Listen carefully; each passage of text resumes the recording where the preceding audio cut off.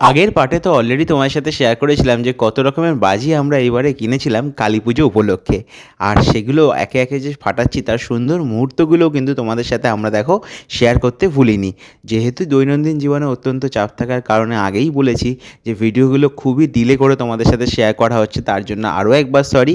তবে তারপরও যে তোমরা আমাদের পাশে থাকছো তার জন্য অনেক অনেক ধন্যবাদ।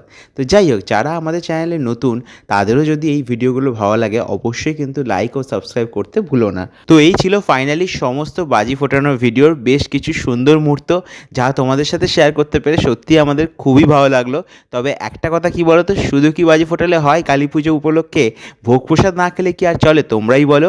তাই আর দেরি না করে আমরা সপরিবারে চলে গেছিলাম আমাদের অত্যন্ত এক পরিচিতর বাড়িতে, যার বাড়িতে বেশ বড় করে কিন্তু কালী পুজো হয়। আর তার কিছুটা ঝলক তোমাদের সাথে দেখো শেয়ার করেই দিলাম। আর এইবার পালা সেই কাঙ্ক্ষিত মুহূর্তের কালী পুজোর প্রসাদের ভোগ।